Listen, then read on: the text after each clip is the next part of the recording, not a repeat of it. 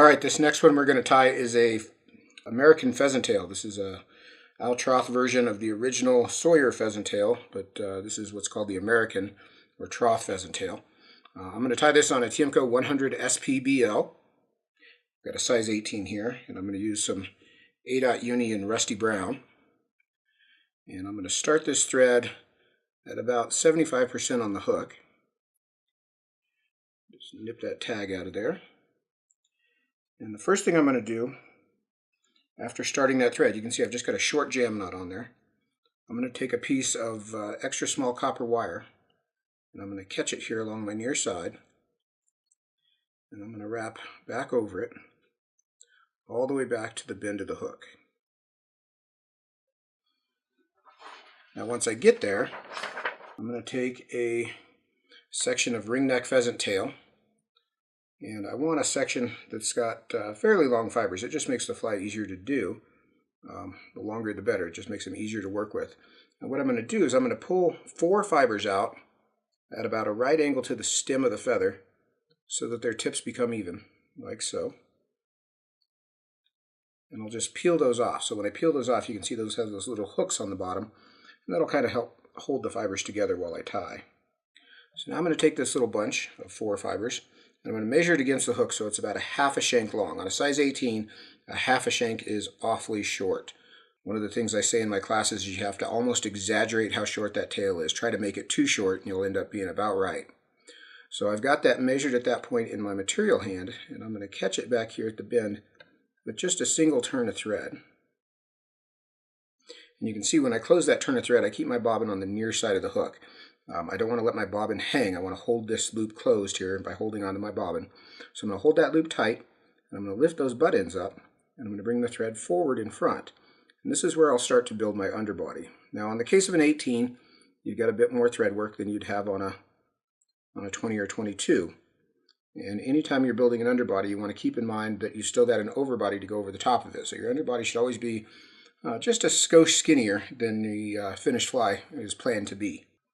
Now I'm going to grab all 4 of these pheasant tail fibers, and I'm going to begin to wrap them forward. You can see that first turn was 4 across. I want to try to keep them laying 4 across and as flat as I can. I don't want them twisted up. I'll wrap them up, back up to that 75% point. I'll tie them off with a couple turns on top of the hook. You want to keep them up on top of the hook there. So now I'm going to pick up my copper wire, and my first turn is going to come behind the tail. And you can see as I pull that forward, that'll lift that tail a bit. And then my next turn is going to be right at the base of the tail. And then I'm going to rib tightly forward over that pheasant tail, right up to the end of the abdomen, and I'll tie the wire off as well. Catch that with a couple turns.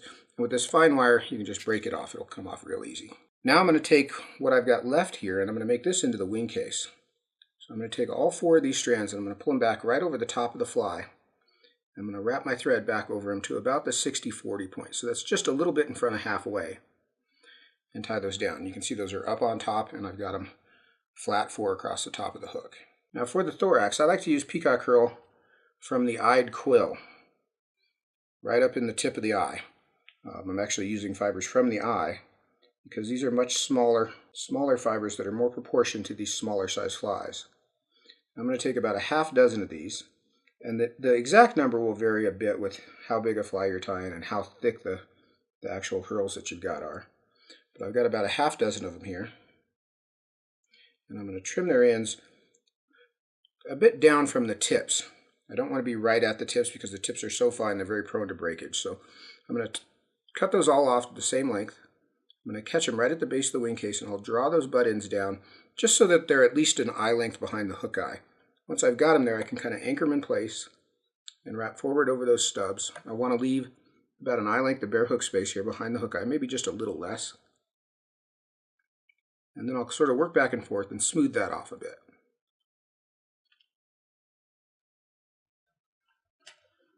I want to end with my thread hanging just behind that index point. So now I'm going to take all of these peacock curls again at the same time, and I'm just going to make a few turns. It's only going to take about 3. Traveling forward, you can see how that's spread out nice and neat across the front of the thorax. And then I'll tie that peacock off with a couple of turns.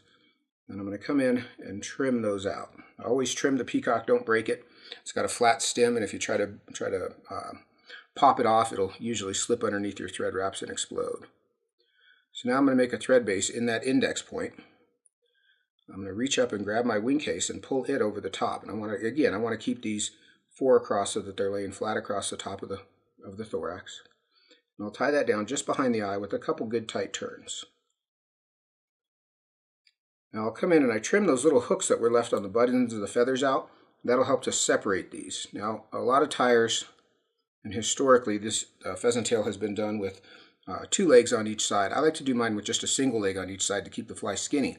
So I'm going to take one of these strands back on my near side, and I'm going to hold it just a bit low.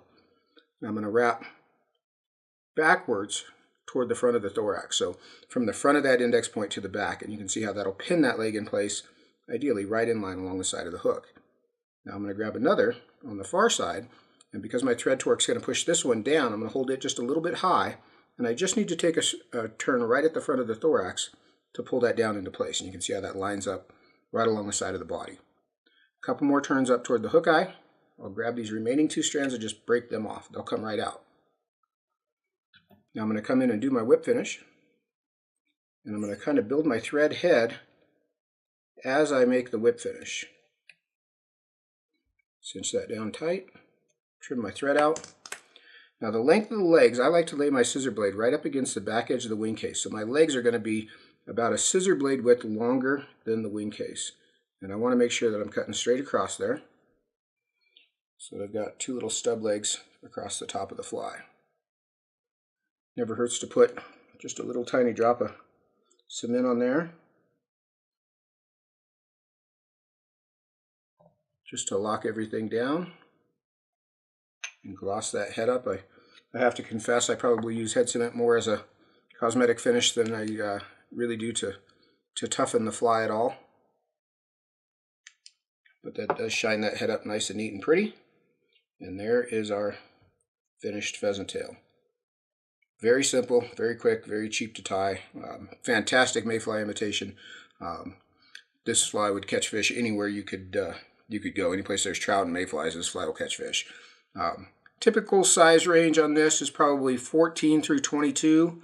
You know, I probably fish it most often in 18 and 20. You can tie flashbacks, you can tie beadheads. There's a million variations of it. It's a hugely popular fly. Definitely one you should have in your box.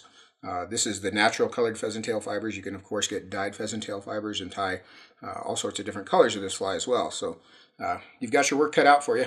Get to work, fill that box up, come back when you're ready to go to the next row. Talk to you soon.